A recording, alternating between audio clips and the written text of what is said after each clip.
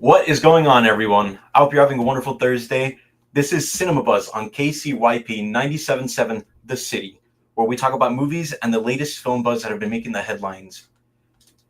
We got two new Predator movies coming up. We have Killer of Killers, which is coming out this Friday, tomorrow, only on Hulu. And we also got Predator Badlands coming out later in November in theaters. So you better be watching out for those movies. So I have been a really, really big fan of the Predator movies ever since I was a kid. I saw the very first one. It had Arnold Schwarzenegger, Carl Weathers, the late Carl Weathers, I'm sorry, and then Jesse Ventura. And you know that iconic line, I ain't got time to bleed. So, with these new movies that are coming out, they're directed by Dan Trachtenberg, who just recently, or not recent, yeah, pretty recently directed Prey with Amber Midthunder back in 2022, and he's been working on these two newest projects ever since. So I'm pretty excited to see what's going on. So for Killer of Killers, this is going to be an animated anthology, which is going to follow three different time periods that the Predator has returned to Earth. So with one of the time periods, the Predator is going to be fighting a Viking. Then it moves on to the Japanese period of the samurai and shinobi warriors, where the Predator will be facing off with them. And for the last one of this anthology, we have a World War II fighter pilot encountering a Yautja ship. So it's going to be really interesting seeing all these three stories meld together into one universe. It's going to be really, really cool, and it's just something I cannot absolutely wait for. So my impatience is just through the roof right now. As for the other Predator movie, Badlands, this is going to star Elle Fanning playing a Weyland-Yutani droid. Now, if Weyland-Yutani sounds familiar to you, it's because it's the corporation that comes from the Alien movies. And if you guys remember, we've had a couple of Alien versus Predator movies, but we haven't seen one since, I believe, 2011. So this is a pretty good, detail letting us know that we do have a possibility of getting Aliens back, Aliens versus Predator. So that's something I'm super excited about, and pretty much everybody has been asking for the past 15 to 20 years. Speaking about Alien, a new trailer for Alien Earth just dropped. I haven't seen it yet, but from all the talk that I've been hearing, it is definitely going to be worth the hype. It's got nothing but horror, and it's had everybody clenching their fists and gripping their seats. So I'm looking forward to that, which will also be streaming on Hulu, FX, and then Hulu the next day. That's enough Predator and Alien news. Next, we got Guillermo del Toro's Frankenstein. This is going to be a modern retelling of man playing God, and it's going to be through the eyes of the creature feature master himself. So Del Toro's got a lot of amazing work under his belt. He's got Pinocchio, Pan's Labyrinth, The Shape of Water, the Hellboy movies. Those are some of his most popular movies. You can give this man creative control over Sesame Street, and he'll tell you a story about a baker struggling to hide her romantic flame with the Cookie Monster that's been terrorizing her family's bakery. So one of the most disappointing news about this movie, I mean, the trailer looks fascinating. It looks so good, but it's going to be a Netflix only release. So it's only going to be on streaming. It's not going to have any limited release in theaters, which is a huge bummer because we've been just hearing about the steady decline of movie theaters. And, me personally, I like going to the movies. I like sitting in the middle of the auditorium, giant screen, and just seeing the movie in all of its glory, the way that it's meant to be watched. Call me a boomer. I like streaming, but I also love going to the movie theater. So Frankenstein has a pretty stacked cast. So from what I already knew, Mia Goth and Oscar Isaac were going to be in this movie, and these are really great talents. Mia Goth, you have Infinity Pool, Pearl, Maxine, the X movies, and of course Oscar Isaac from Star Wars, Ex Machina. These are really great actors. And then you also have Christoph Waltz, who is an amazing, amazing actor with lots of experience under his belt. But one surprise casting that really just caught me off guard was that Jacob Elordi is going to be in this movie. And you might be thinking, what role is going to be taking in Frankenstein? Well, he's actually going to be playing Frankenstein's monster. This was really strange to me. I mean, I've seen Jacob Elordi in, I think I've only seen him in Priscilla, which he plays Elvis, and he was really good in that movie. But other than that, I know he was in Euphoria, but I haven't seen any of that.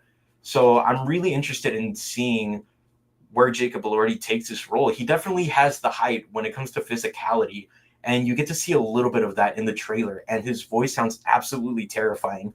So I'm sure Jacob Elordi used his talents to get a deep, growly, monstrous voice for Frankenstein's monster. I don't know about you guys, but I will be definitely having a Guillermo del Toro movie marathon just to prepare for Frankenstein, which will be streaming on Netflix this November. So that's enough about movie news. Let's talk about some movies that I've watched recently. So I'm going to talk about 3 movies that I've watched this past week. So speaking of movie marathons, I'm on a little quest right now to watch all of the Predator movies. So that includes one, two, yeah, Predators, the 2018 Predator, even including the Alien versus Predator movies. So I watched the original 1987 movie, which I previously mentioned, had Arnold Schwarzenegger, Jesse Ventura, and the late Carl Weathers. This was a star-studded muscle class combination of action and horror thriller.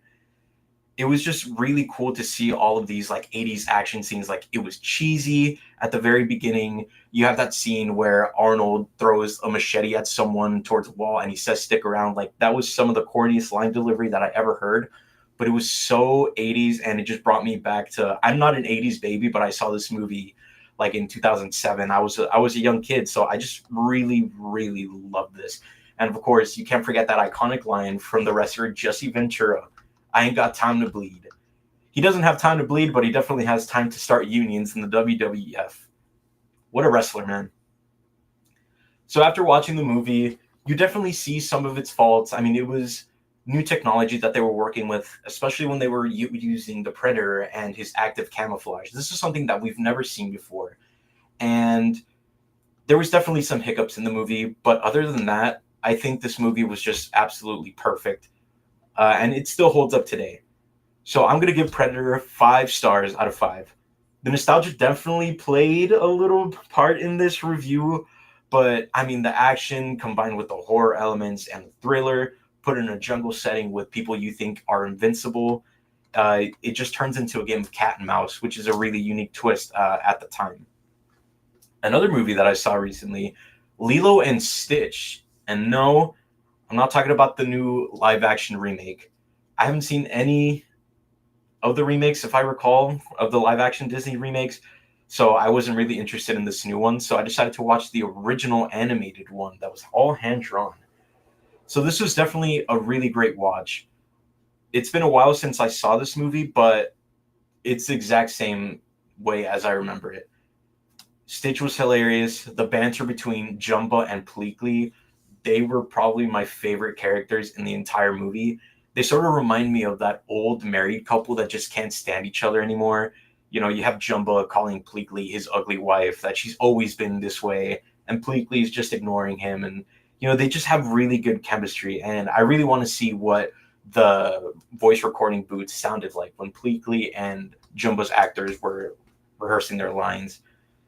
So, with the themes of family and loss, these are really emotional highs that get you deeply invested in not only Nani's story, but also Lilo. She's just a child. She lost her parents at a very young age. It's a very confusing time for Lilo.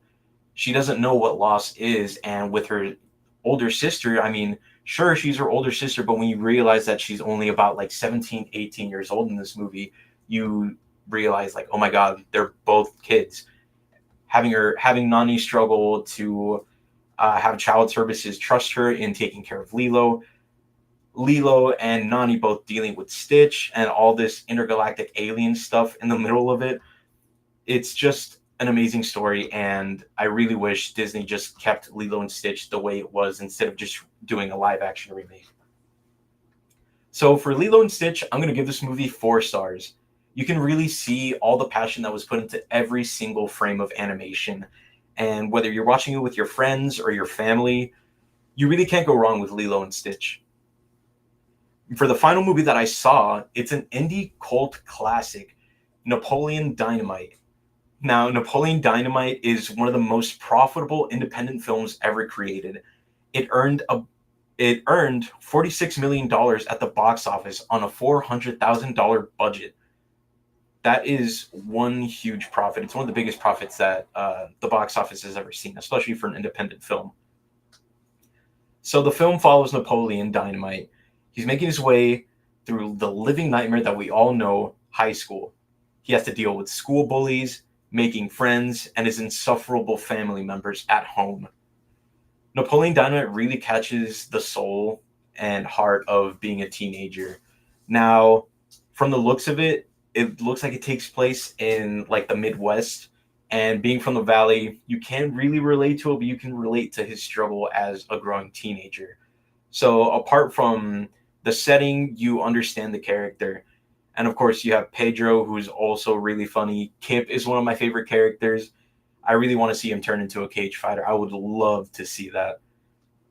And obviously, you can't forget about Napoleon's iconic dance number at the end in order to promote Pedro to be class president, which obviously features Can't Heat by Jamiroquai, one of the best and probably one of my favorite bands of all time.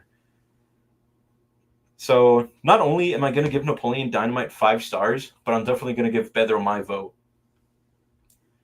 So, we're going to come up on the end here. So, we're going to have a little segment where we look at someone's Letterboxd top 4. So, if you don't know about Letterboxd, it's a social media platform where you can log and review all of the movies that you've watched. You can follow people, people can follow you, you can post anything that you want as long as it's movie related.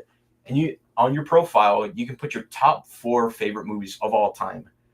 So, today we have Nani, and her top 4 consists of The Substance. Now, I've seen this movie when it came out. It was really difficult to get to. It only had a limited release here in the Valley. I got to watch it at Tinseltown on the Expressway.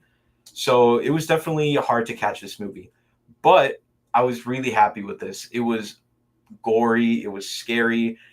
I love the body horror aspect. I love body horror. The Thing is one of my favorite body horror movies. So this really reminded me of that.